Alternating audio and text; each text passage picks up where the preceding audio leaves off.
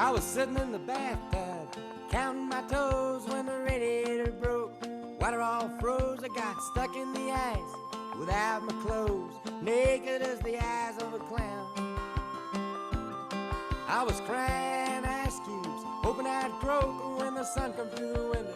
The ice all broke, I stood up and laughed, thought it was a joke. That's the way that the world goes round. That's the way that the world goes round. You're up one day, the next you're down. It's a half an inch of water and you think you're gonna drown. That's the way that the world goes round.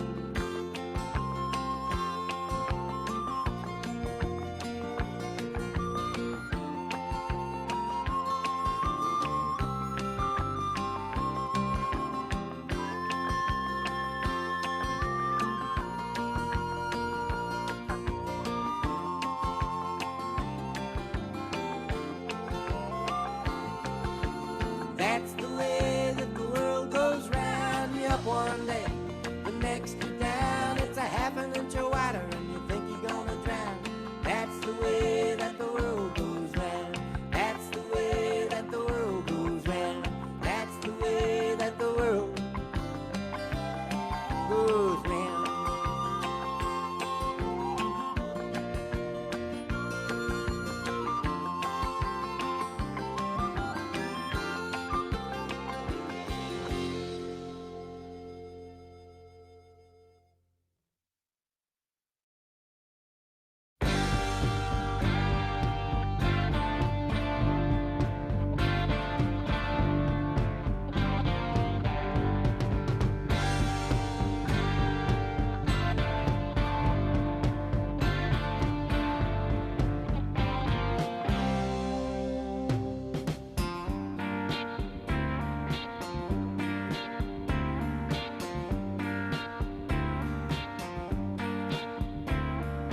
Raven hair and ruby lips, sparks fly from her fingertips.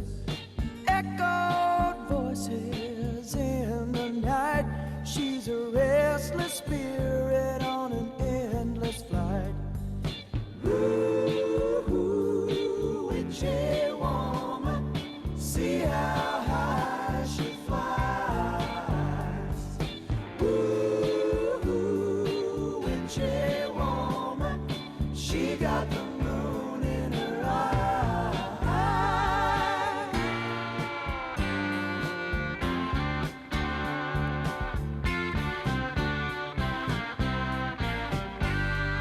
She held me spellbound in the night, dancing shadows and firelight, crazy laughter in another room, and she drove herself to madness with a silver spoon. Ooh, witchy woman, see how high she flies. Ooh, witchy woman, she got the moon in her eye.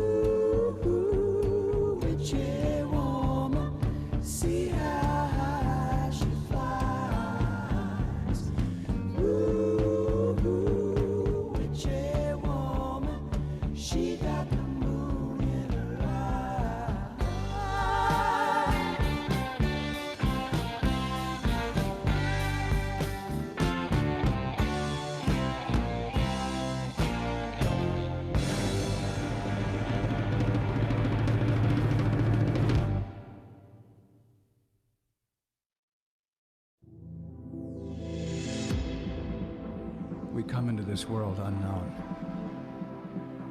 But know that we are not alone. They try to knock us down, but change is coming. It's our time now. Hey, everybody loses it.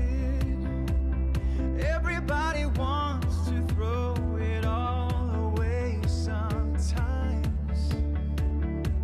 And hey, yeah, I know what you're going through. Don't let it get the best of you. You'll make it out alive. Oh, people like us, we gotta stick together. Keep your head up, nothing lasts forever. Here's to the damned, to the lost and forgotten. It's hard to get high when you're living on the bottom. We are all misfits living in a world on fire.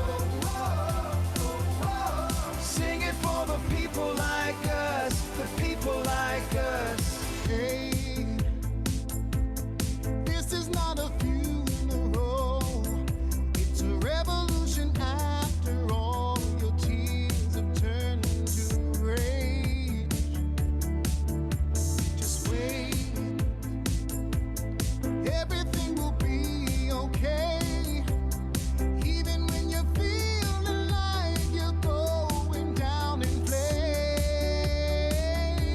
Oh, people like us, we gotta stick together. Keep your head up, nothing lasts forever. Here's to the damned, to the lost and forgotten. It's hard to get high when you're living on the bottom. We are all misfits living in a world on fire. Sing it for the people like us, the people like us. You just gotta turn it up loud when the flames get higher. Sing it for the people like us, the people like us. They can't do nothing to you, they can't do nothing to me. This is the life that we choose, this is the life that we lead. So throw your fists in the air, come out if you dare. Tonight we're gonna change forever.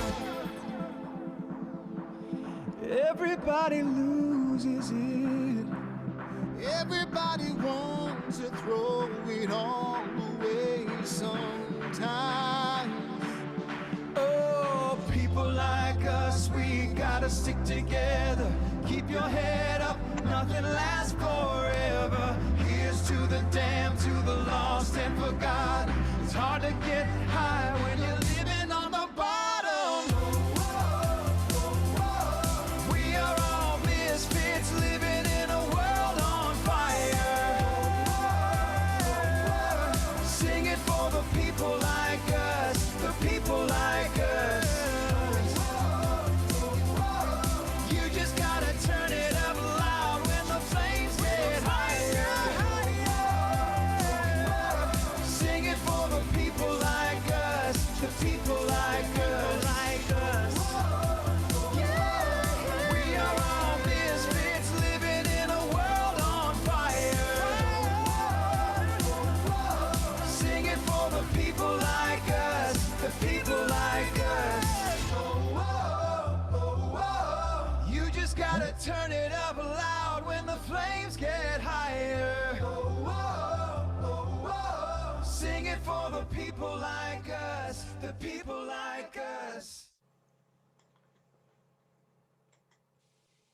It's UUCC Zooming Live with special guest Peggy Lagodny. Here's your host, David Kantor, with co-host Will Barrett. Hey, good evening, everybody.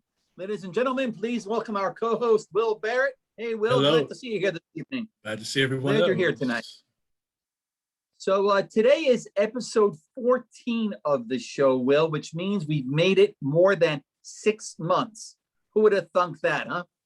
Not me. Well, you know, I made this. I said before that when we first started the show, I scheduled 5 guests. right? I figured, okay, Sure, we'll give it 5 shows, see how it's going to work out. And magically, here we are, way beyond 5 shows right now. And so just want to thank everybody for their ongoing support for the show, because here we still are right now. So Will, I thought it'd be helpful, because I don't recall our talking about this, and you're actually guesting on the show. For people to know a little bit more about your family. They all know Erica Brown's your mom. But tell us about your siblings. Who are they? Where are they? What are they doing now? Tell us about that. Oh, so yeah, I do have 2 siblings. Fun fact, am a middle child. I have an older brother named Eric, and I have a younger sister named Indigo. Me and my brother are both living at home with our parents right now. My sister is currently in Columbus at OSU. So what's your best memories of growing up with them? Don't say none. There's gotta be at least one memory there. I have too many to count. I have memories from stories my parents told me, as well as my personal memories. But one of my favorite stories one of the funniest stories I always like hearing was around the time my mother was pregnant with my little sister. Me and my family at the time, we were living with my grandparents over on the further end of Lee Road going towards Maple Heights. And my mother had a hard time watching us and, being pregnant at the same time, because she didn't want to leave us in the room alone to cause mischief. So she seen me and my brother were in the playroom and we were just playing, minding our own business. And she thought, okay, they're good. I could go to the bathroom right quick. She goes to the bathroom and she comes back and she sees that everything is, it seems everything is okay. Then she looks outside and she realizes what was going on. So we had a little play table, and what happened is my brother threw a ball out the window. So what he would do is throw the table out there, have me go on the table to go get the ball from the next yard over, run back and pull me through the window before my mother got back in the room.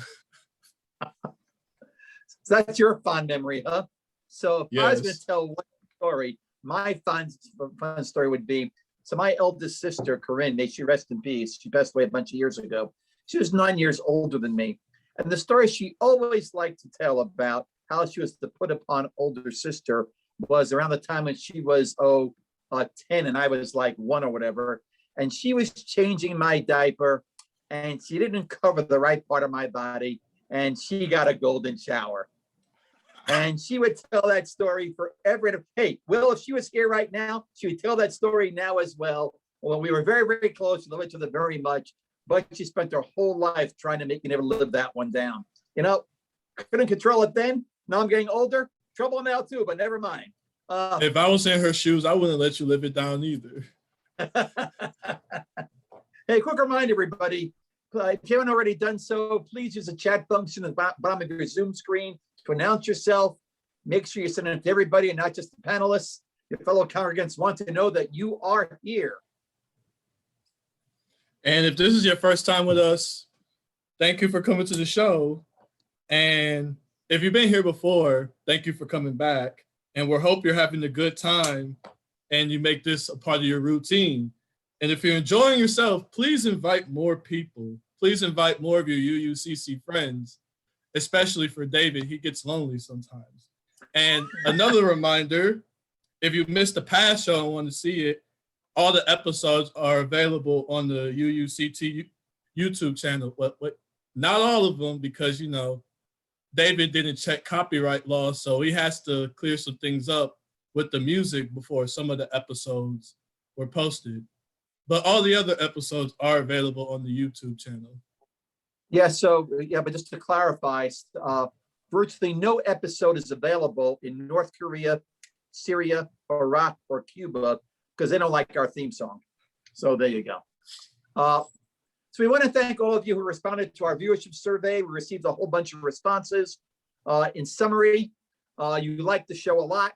You don't want to change very much, but you do want a new host. No, I'm just joking. Actually, you gave me enough love, so thank you very much. If you received the email asking you to fill out the survey, You'll be receiving another email soon with a summary of the results. And I'll be reading a few extra comments from the survey at the end of the show if we have time for doing that.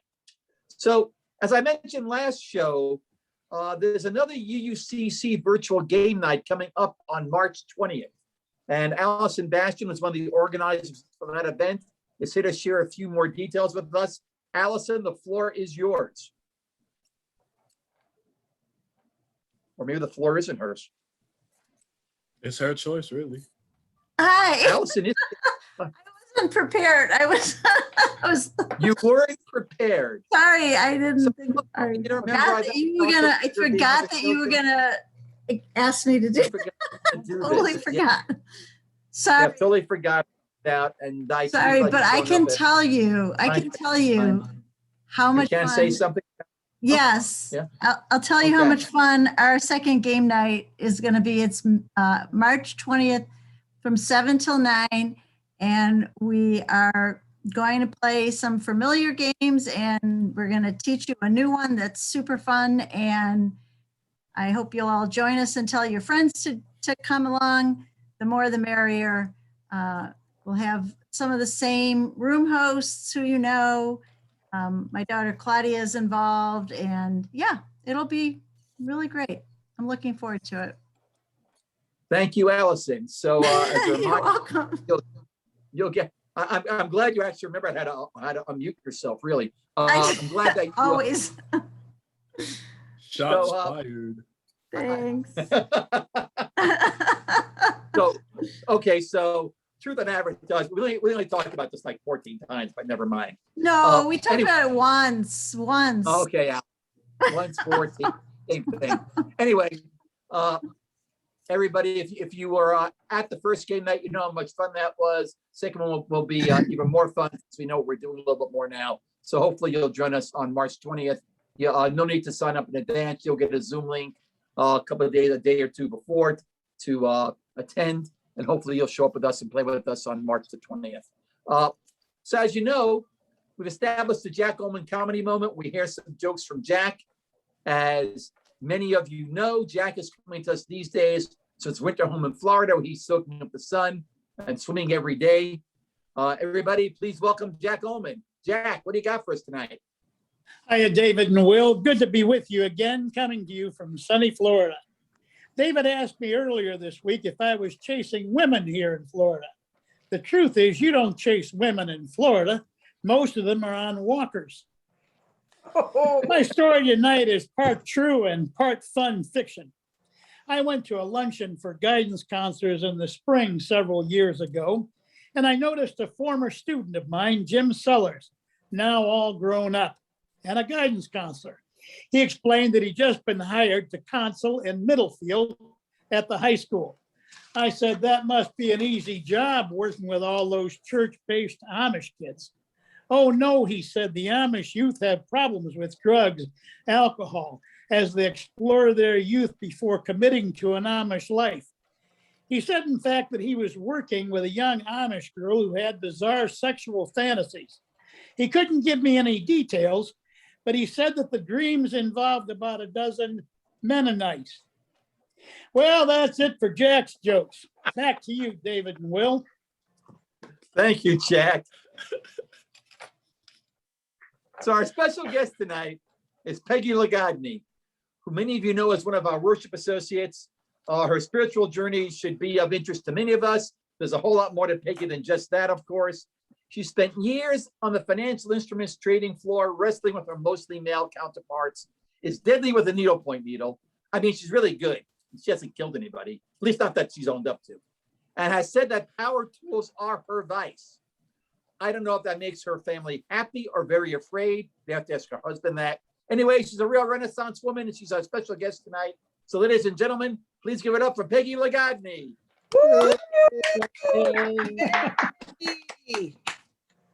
Oh my gosh. What an Okay, introduction. Peggy, big buildup. How you doing? Thanks for being here tonight. How you doing? Yeah, I'm great. I'm great. Thank you for asking me to do this. This is going to be. Oh, we're glad that you're fun. here. So, Peggy, one of the things we ask everybody about early on is how they're dealing with COVID. So how are you dealing with COVID these days? I'm frustrated because I can't travel. because when I retired, that was a big thing on my bucket list to make sure I, get out and see the country. But other than that, for the most part, doing very well. I'm looking around my house and seeing all the junk that I've accumulated that is no longer anything I want to have around. So I've been doing a lot of getting rid of stuff. I am enjoying online concerts on Facebook. There's a lot of really good music out there. And some of my favorite artists that don't usually travel, to this area have been doing monthly concerts. So it's a real treat to get to see them. And and Zoom is like the best thing in the world, because as my friend Chris, who is here tonight, can attest, we have a group that she used to be part of, but then she moved to Vermont. Well, now every month she can join us. So Excellent. It's great just keeping in contact with people that way. So have you got your vaccinations yet? First one I got on the 23rd. And if Pat Dillard is on here, thank you for the hint where to call. So it was great. So after you get your second one, what do you think you might be doing differently from what you're doing before you were vaccinated? Pretty much nothing different, just maybe not being as, scared isn't quite the right word, but, not having as much anxiety about going out and being around other people. Yep. So, yeah. Understandable. Yeah. So I'm pretty sure the audience here will be interested in hearing a little more about your personal history. So tell us a little bit about where you're from, if you're not originally from Cleveland, and what your family structure was like growing up. Okay, well, I'm sort of from another place. I had to get my passport when I moved to the East Side. I was West Side born and raised, and up until 6 years ago, I pretty much always lived in Cleveland in the old Brooklyn area. I did have a couple of years that I lived in Fairview, and then I met the love of my life and moved in with Steve. So it's, that's how I ended up East. My mom and dad were, my mom was from Cleveland, my dad was from Chicago, and they were pen pals at the end of World War II. And they kept writing after the war was over, and my dad was going to a wedding in New York, and on the way home stopped to see my mom, and they sort of said, well, wow, we really like each other. So they got married a couple of years later, and then a couple of years later I came along, and then a couple of years later my sister came along. So there's just the two of us, but she's a great sister, so I'm really lucky. So you didn't speak to the like that? I'm sorry? You didn't pee on each other or anything like that, like I did. Oh, no. Yeah, everybody has different sibling dynamics, David. It's not that chaotic. So, yeah. I guess it was a normal family dynamic, but what do I know, Okay. Yeah, well, the worst thing I did to her was we used to have bunk beds, and a couple of times I would like hang down and make these like kind of faces, and when it was dark, and do the flashlight thing, and but she still talks to me, so. You didn't traumatize her that much, I guess. Right. Speaking of your family, though, what was your family like from a religious and spiritual aspect? Staunch Catholic. My mother was originally Lutheran, and then when she married my dad, became a Catholic, and she wanted to make sure everything was done the Catholic way. So, I'm recovering, but it basically, I had a very good childhood. My mom and dad they were always very loving, very affectionate toward each other, and they were, toward my sister and I, and that was, I am so lucky. So, yeah. All right. Now, we know in our prep session, you told me and David about a specific thing you want to talk about, a lesson that you learned in your life. So what was this biggest lesson that you learned when you were growing up? Well, I learned this lesson when I worked at Revco Drugs. I was just starting college, and there was a woman that used to come in that was so crabby that the other cashiers, when they saw her coming, would all of a sudden have to go to the bathroom. And then I would get stuck, slam things down on the counter, and she was like, "Rah, rah, rah, rah, rah." Well, one day she had this gorgeous pin. It was an Art Deco pin on her jacket. And I just, oh, that's really a lovely pin. And like this woman, her face just changed and she relaxed and she said, "Why, thank you. It was my mother's." And from that moment on, she was really, really nice to me. And, you know, the other people, she'd go to them, she'd still be slamming stuff. And one of the cashiers says, "Well, you know, how come she's so nice to you?" And what I realized is, you know, maybe that she didn't have any family, that nobody was ever nice to her. And just that one moment of saying something nice and saying, "I see you," and the kindness, just kindness is so important. And you don't have to, it doesn't take a lot out of you to say a kind word. And I've that was like the biggest lesson in my life, I think, that I am just so happy that I learned. And, you know, I truthfully don't remember her name. I did know it at one time, but, you know, so remember to be kind. Take notes, David. This is directed at you. Feeling it. You should have a composition notebook full of them by now. And you said this experience, you said you learned this lesson while you were in college. What Right. college did you go to and what was your major? Well, originally I wanted to be a physical therapist, but the only place that was that they offered it was Kent State, and we couldn't afford to do that. So I said, okay, I'm going to be an art major, and I went to Tri-C West. My mother was like, "Well, you're not going to make a living being an artist."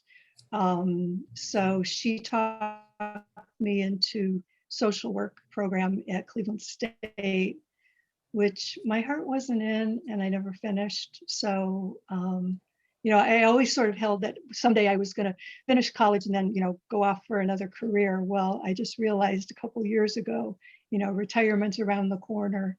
I think I'm going to put this dream to rest and let it go very gracefully. So, but I have been thinking about, you know, some colleges, if you're over 65, they offer free classes. So I may, yeah, do some of those. So let's fast forward to today and tell us about your family now.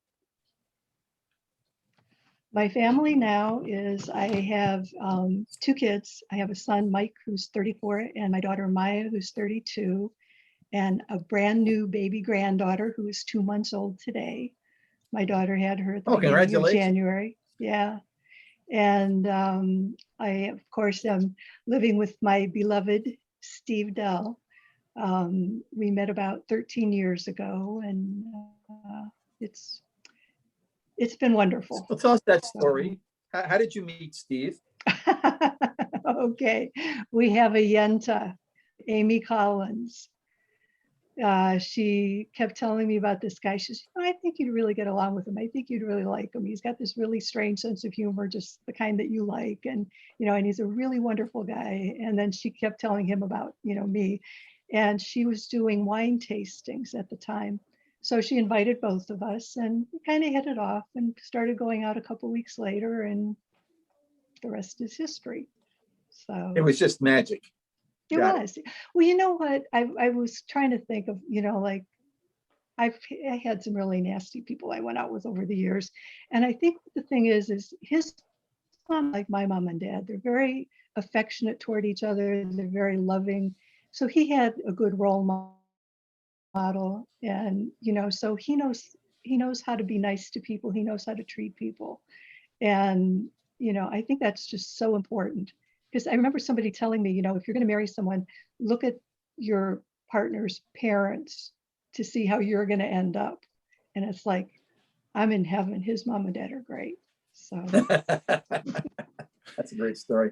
So we all understand that you're retired now. Yeah. But as we understand it, you spend a significant portion of your working life in a career that isn't quite as in sync with what you studied in college and all the things you talk about with us in the stuff you do during our services. Tell us a bit about that, if you don't mind. Okay, I'm just having a brain cramp here. I'm sorry, would you just say that one more time? Yeah, I mean, we're curious about what your career was like before Oh, you my retired. career. Oh, What were you yeah. doing? Okay, I sort of fell into working in a brokerage firm.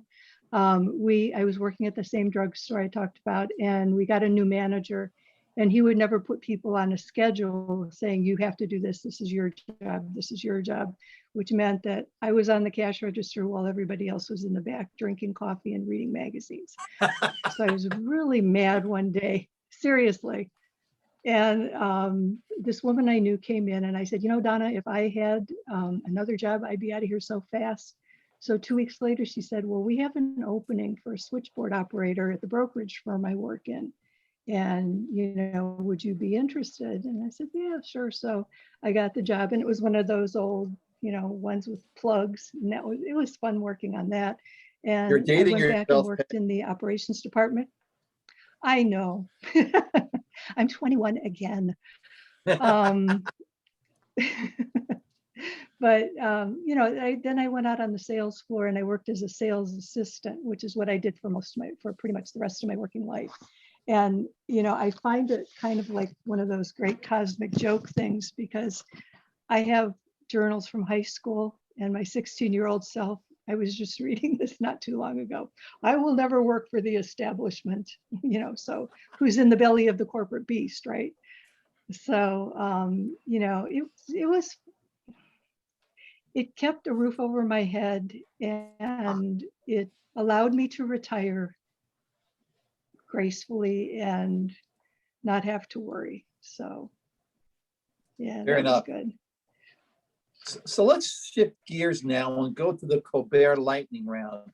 Those who've been with us before, you know how this works. If you're new with us this evening, comes off of the Stephen Colbert Show, where he started this off with doing this with some celebrities, and we liked it so much that we adapted it for use on our show right now. So, Will, the floor is yours. All right, let's get some lightning in these questions. What is the best sandwich? Oh, feta cheese with tomato on whole wheat pita. Interesting. That's a Favorite summer action sandwich. movie? Favorite action movie action or movie movie? in general? Blade Runner. All right. The scariest animal? Oh gosh, Bigfoot. Fair. Apples or oranges? Apples. What do you think happens when we die? Reincarnation. Favorite smell? Honeysuckle. Okay. What is the most used app on your phone? I hate to say it, Facebook. Fair enough. Yeah. If you had one song you had to listen to for the rest of your life, what would it be? I think my favorite song of all time is The Origin of Love. It's from Hedwig and the Angry Inch. That would be it. All right. And finally, describe the rest of your life in 5 words. 5 words. On vacation until I die. Okay, that was a great answer. And you were quick, Peg. So Peg, how did you? So given that you grew up Catholic, how did you find UU, and how did you find the society? Tell us about that. Found UU. I had started on my pagan path, and I was feeling a real community. And I had taken a Tai Chi class at West Shore, and you know, I was talking about this. It was after the class was over. Who went to West Shore, so, you know, started telling me about, well, you know, you can have any belief you want, and you can still, you know, be part of our community.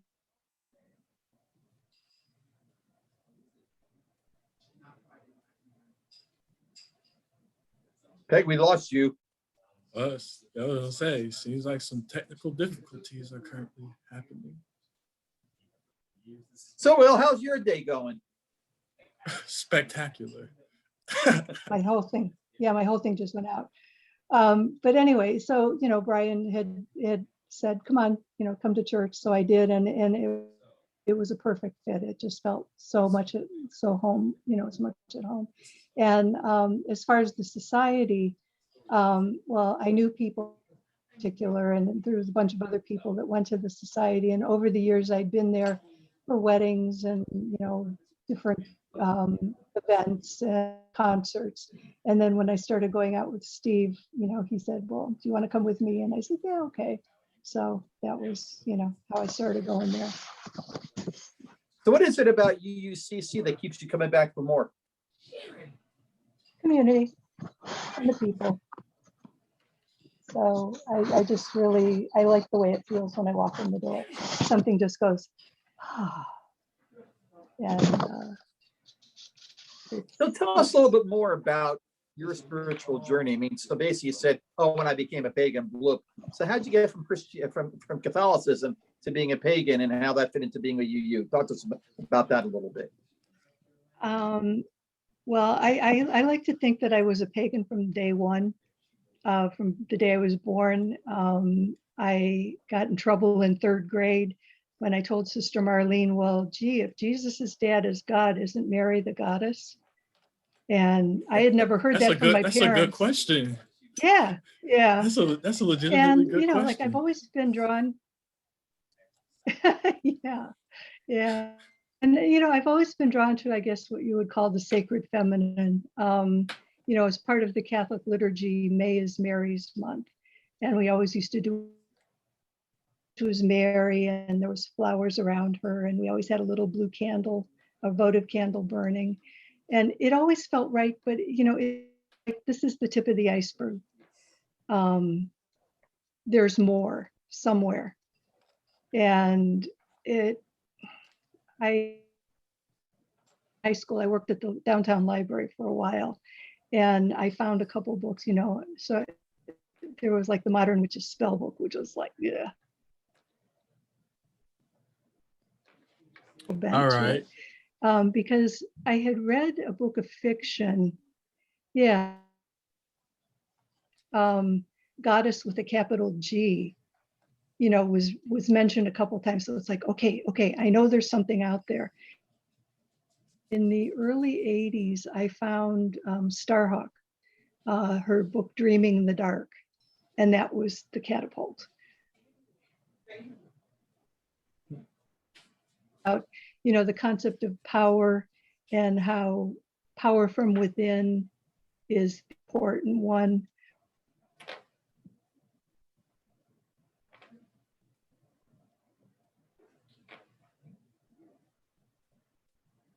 Peggy's fading on us again, Will.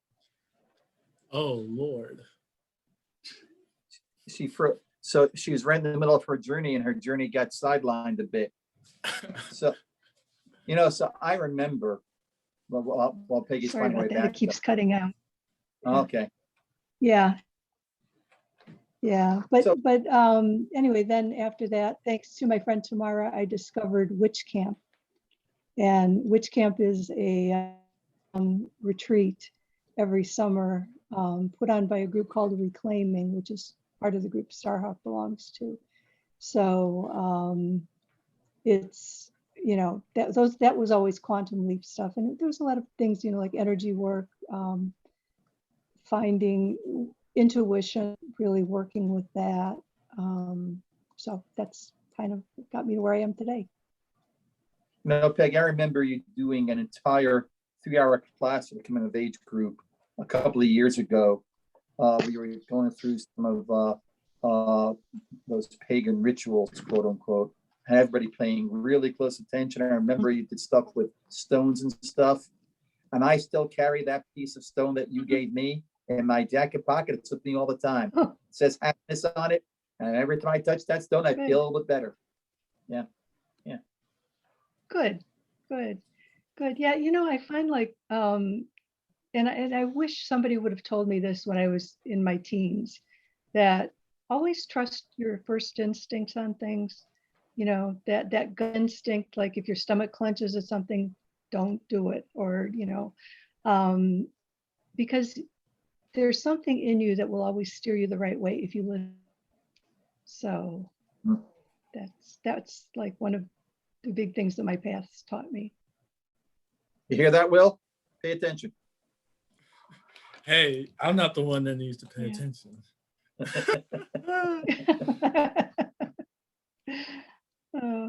It's funny that you mentioned coming of age because, as most people know, that's how me and David initially met, and that's what really brought us close. Yeah. So it's nice to see how everything is connected like that, which brings me to my next question, that everybody at the church, whatever they're involved in, has their reasons to be involved in it. So specifically, how did you get involved with leading worship, and what compelled you to do so? Well, I am what you call a liturgy junkie. I really like creating ritual. I like being part of services, of ritual. It's my way that I have that I can give back to the community. I started when I was at West Shore for a little bit. I was on their worship team. And then when I got to the society, I jumped on that one and I've been on pretty much ever since. We take a couple years off here and there, but I just really like being part of creating something that, can benefit the whole congregation. Rev Joe does what he calls democratic worship, which makes it even more fun, where we have a theme that there's a thing called Soul Matters that the UUA puts out. And there's a theme every month. So with that theme, he says, okay, let's see, we've got 4 weeks in the month. What can we do with this? And, sometimes he has things already, kind of a framework for it. But it's always fun because, sometimes he just hands me readings and said, would you please, make a video of this, and it's fine. And then other times, will you write something? And, depending on how the spirit moves me at that point, I can hopefully come up with something. So yeah. When you're leading worship, are you kind of just doing things with the drum of your own beat, or do you have a role model for when you convey things? When I do things for worship, as I said, sometimes they're assigned. And other times when we do particularly the worship team services, we have a theme that we pick, and then you go with it. And what I find sometimes is that, okay, so I think I'm going to do it on one thing, but then there's this little thing in my head that says, no, you got to go in this direction. And sometimes, but it's like, no, I need to go this way. No, you're going to go that direction. So, what I end up with, it's again, that intuitive thing. And what I find, people will come up to me afterwards sometimes say, I really needed to hear something like this. And so, it's like, oh, okay, good. There was a reason for it. So that's usually the way I work with the worship writing particularly. All right. So when you're brainstorming it, if you're not specifically being handed something, where do you find source material for when you're planning worship? Everywhere. And I think that's the beauty of UU, that you can take from the whole world's traditions, and experience, and, different religions, different cultures. It just gives you this wealth of a huge pool that you can play in. So. Yeah. All right. So Peg, I have a note here to make sure that I ask you about 2 particular hobbies of yours. And the first one is, and I quote from one of our conversations, quote, power tools are my secret vice, unquote. Yeah. So do you want to explain that? And does your husband know about this? Oh yeah, he knows about it. He likes it. My dad, there's just my sister and I. So my dad taught me how to do a lot of stuff. He started out with simple things like, rewiring a lamp and that. It's kind of morphed into, it got to the point when I lived in Fairview, I wanted my dad to come live with us, so we put an addition onto the back of the house. I had worked on a Habitat for Humanity project called See Jane Build that was through the Hard Hatted Women group, which gave me an idea about how things are put together. And my brother-in-law used to build houses for a living, so he came up, he was our foreman. We built this gorgeous addition onto the back, and what made me feel good was the guy that did the inspection says, well, it's put together a lot better than most of the construction he sees. So that made me feel really good. Yeah, so and I've always liked putting stuff together, and it just, I like power tools. So, and so the Steve, second, well, I was gonna say, Steve, does he like it? Yeah, he always tells people, I'm not high maintenance, I do maintenance. So the second hobby I'm supposed to ask you about, it sounds a little bit tamer, but it does involve needles. I'm telling you, you can take this stuff a little bit out of context. Power tools, needles, you can conclude that you're an interrogator for the mob or something. But never mind. Really. So tell us about those needles. Tell us about needles. Well, I do all kinds of needlework. Actually, what I do the most that I really enjoy is what's called bobbin lace. And it's the way they used to make lace before machines made it. And it's just like threads are bobbins, and crossing and twisting the threads.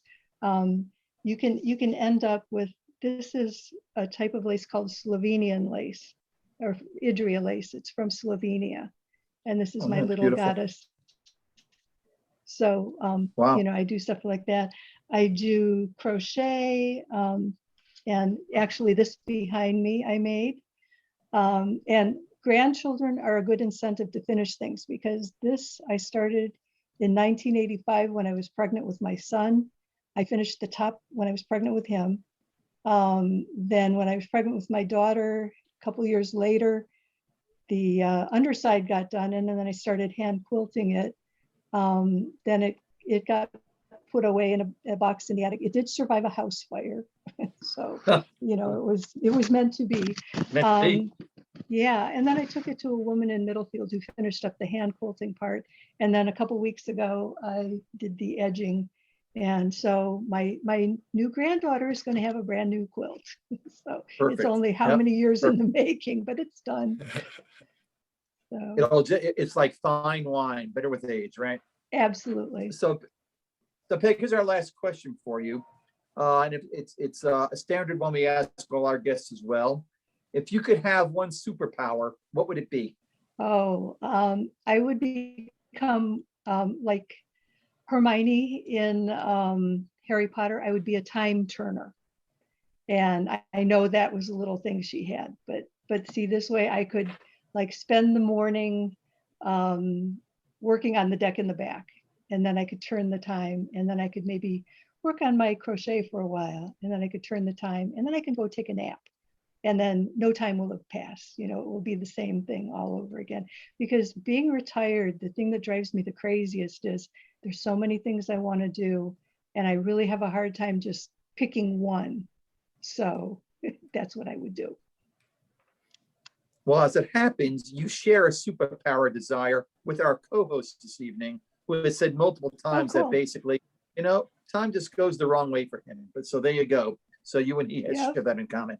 That's right. Okay, gang, we're That's going to very take a brief break right now to get your questions for Peggy organized.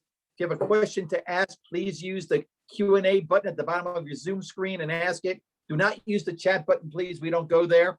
We'll get things organized for you to ask your questions when we return. But first, our mid-show break with the song Lighthouse Light by Redbird. See you in a few.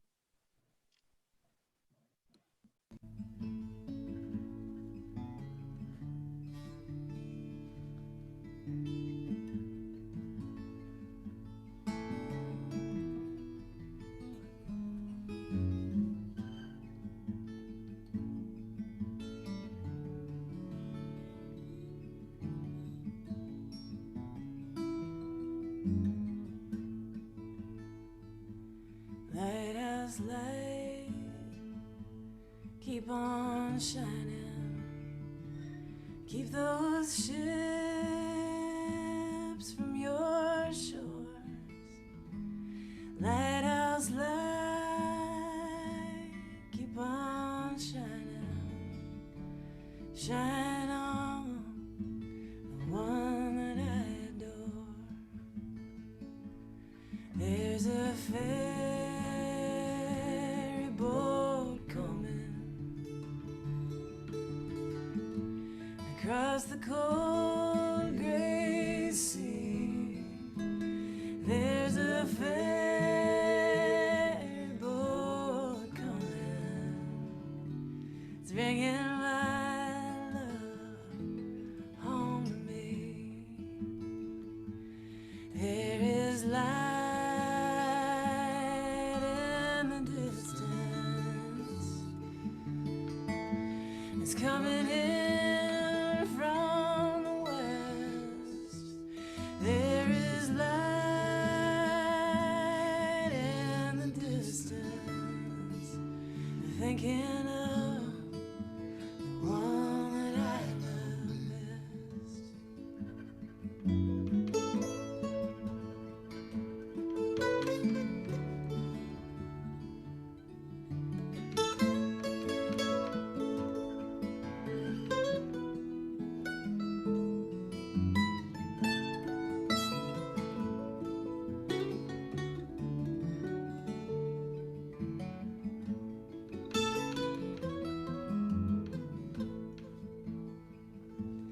Lighthouse light,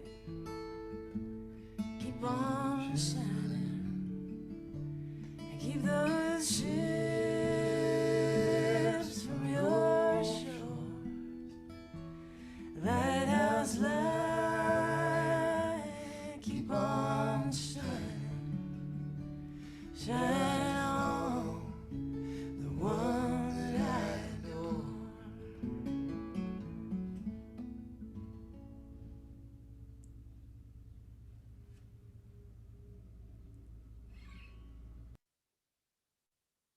And we're back. That song was Lighthouse Light by Redbird, an Americana folk trio whose members are from Wisconsin and Massachusetts. That song was a selection from Peggy.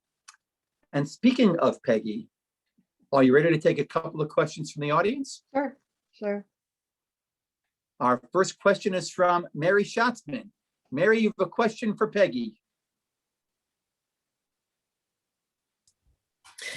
Yeah, Peggy, can you hear me? Yep. Oh, Hi, good. Mary. Witch camp sounds amazing. Yeah, Can you talk more about that? Describe that. sure. Witch Camp is a week-long retreat that's put on by a group called Reclaiming. They have probably, I think, 4 or 5 different locations throughout the country over the course of the year. You start out the day in what they call path. You can choose, they have different offerings. You know, some things are very deep inner work. Other things could be environmental type of work. The afternoon, you sort of get together with everybody and just relax and kind of talk through what happened during the morning, or just lay in the sun and, you know, do nothing. And then evening is usually gather for group ritual, which is some of the most incredibly powerful experiences I've ever had.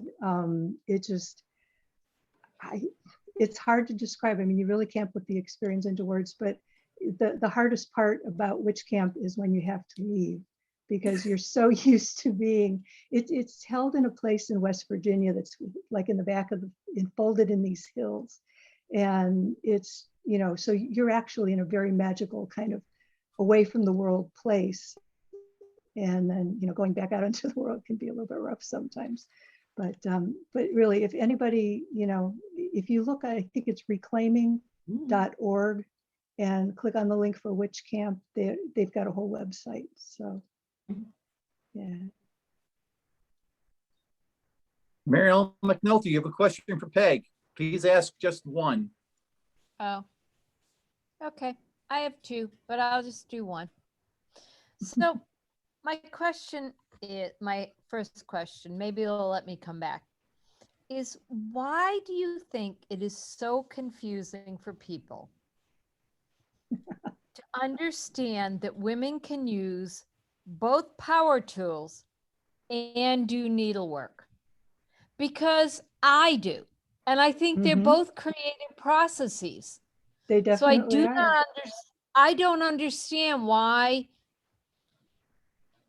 it seems natural. Yeah. So I don't understand why it seems so confusing for people. Yeah. Yeah. Well, I think it's, the cultural thing about, boys do one thing, girls do another, that, really comes into play. The fun thing is a lot of times when Steve and I go to, someplace like Lowe's, and I'm looking for something, they address their answers to him, not me. And he points, he goes, no, she's the one you want to talk to. Yeah. David doesn't want to go to Home Depot or Lowe's with me. And we have a friend who says, oh no, she has the power tools. Do not ask him about power tools. It's so funny. When we're moving to town here, we looked at a zillion houses when we first got here. And the realtors would take us down take us throughout the house. They take us down to the basement.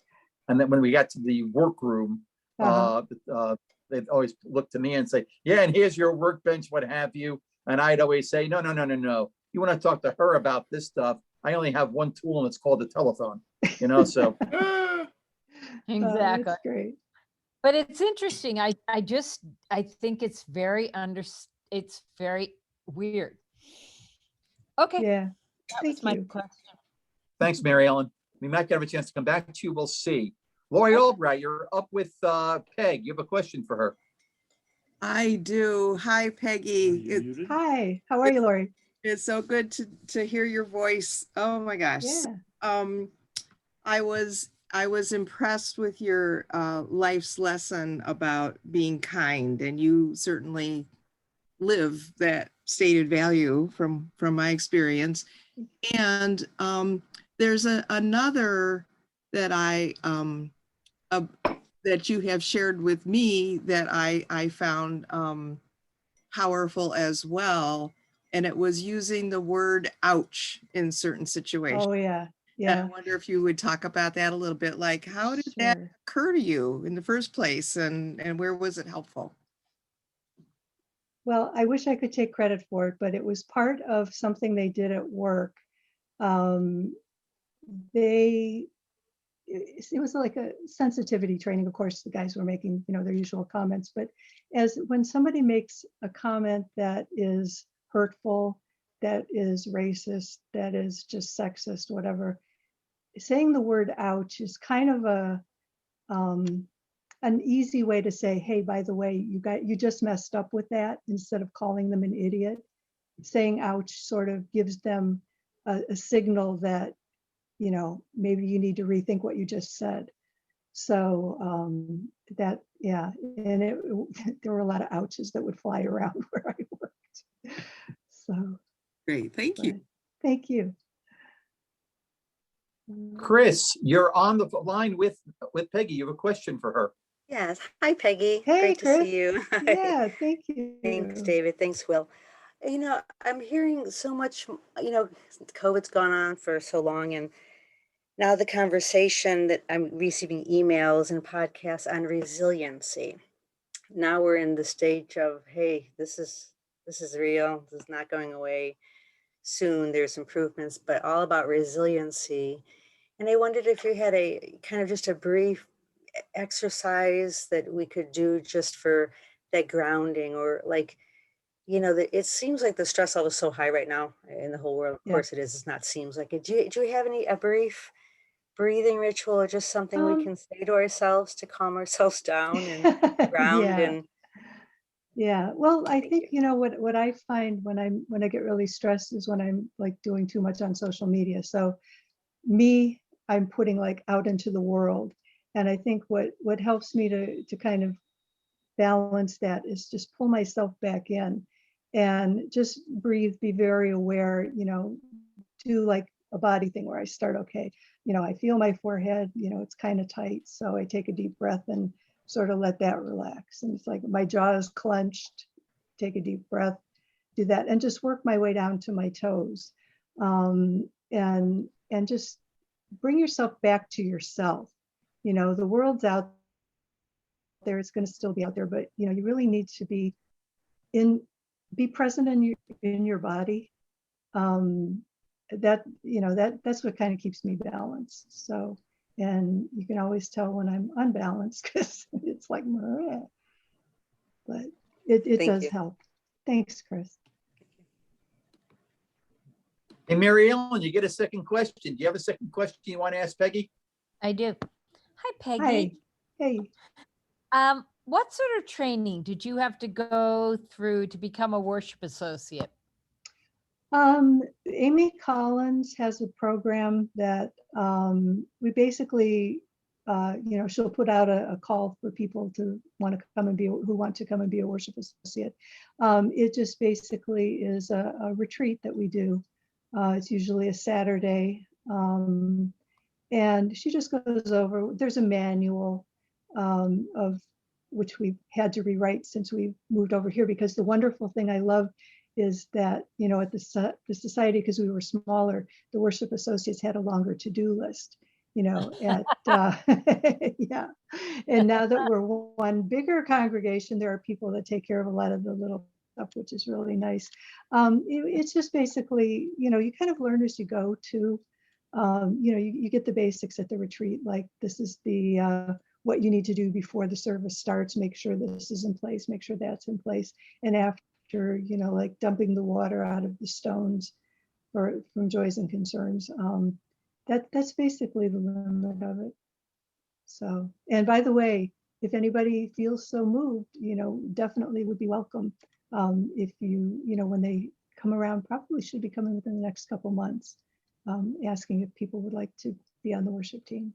So okay, it's fun. Thank you. Thank you.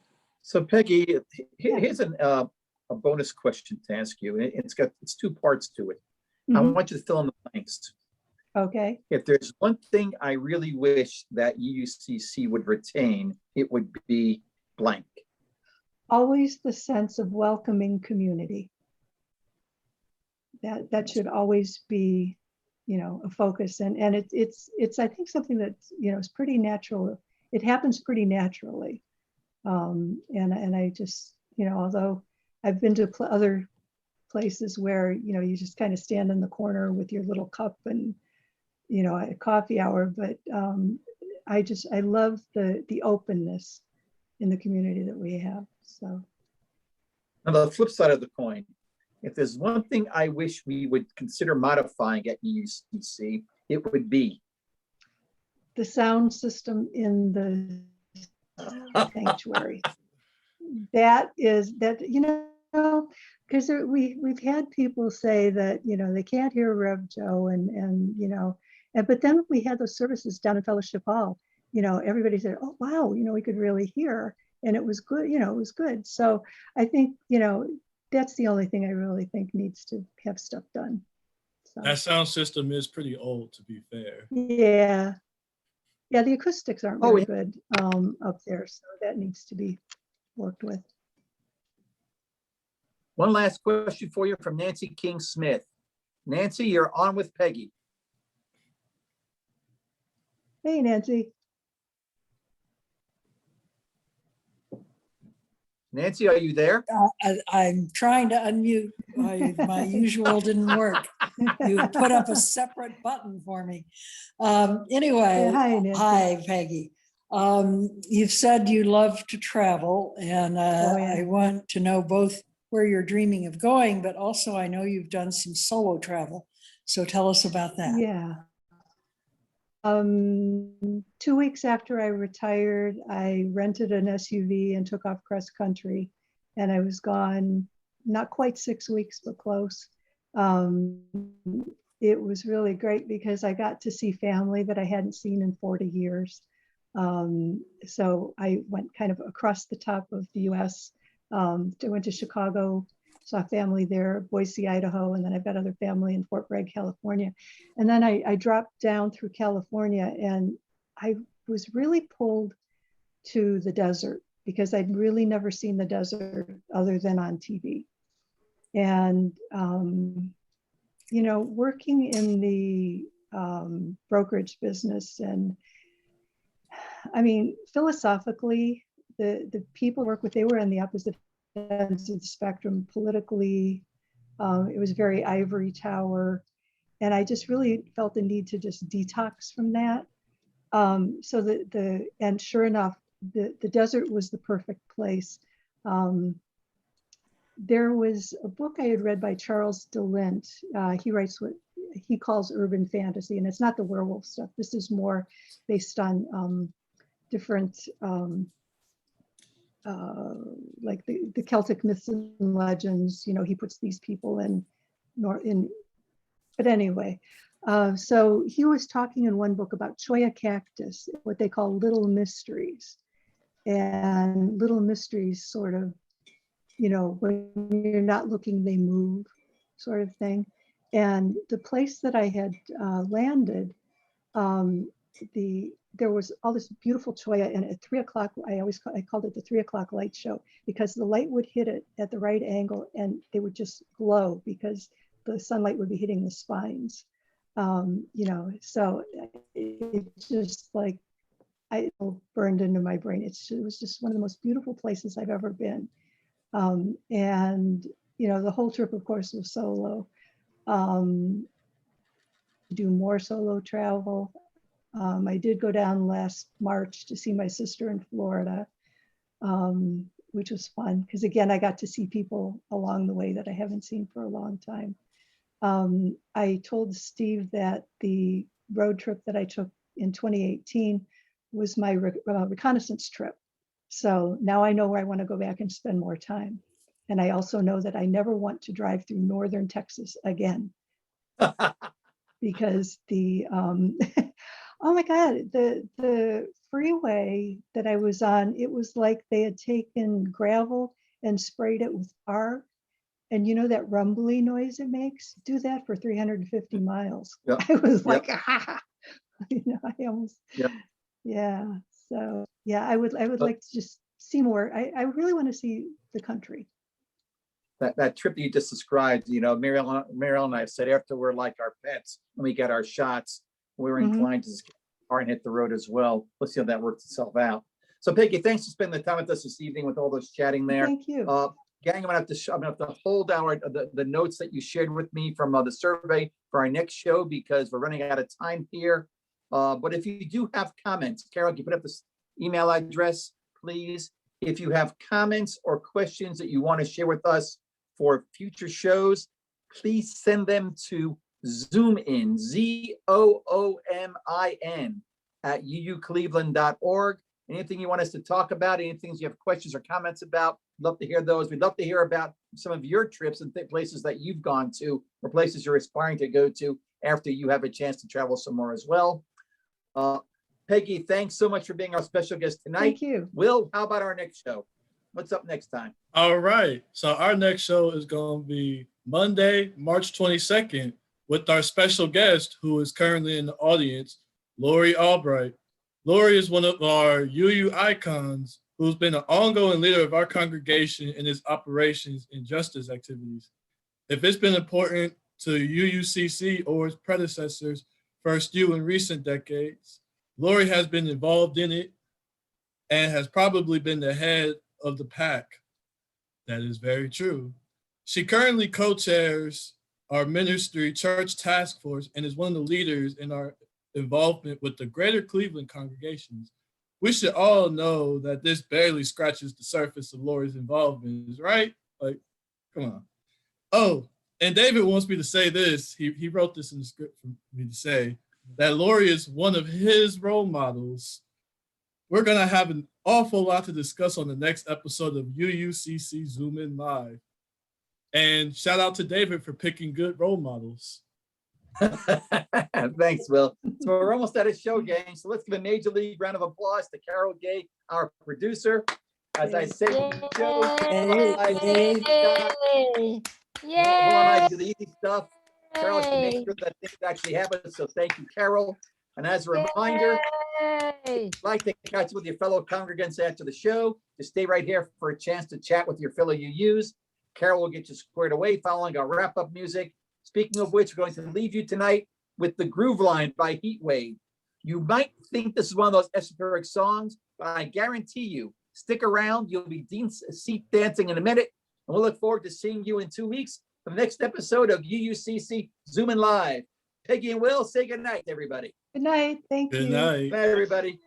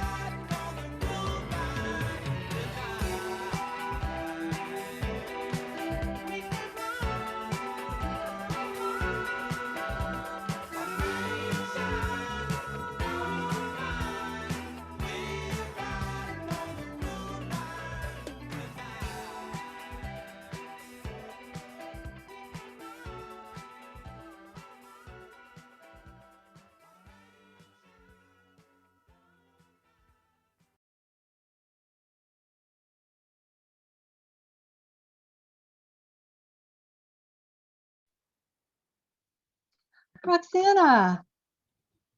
Hi.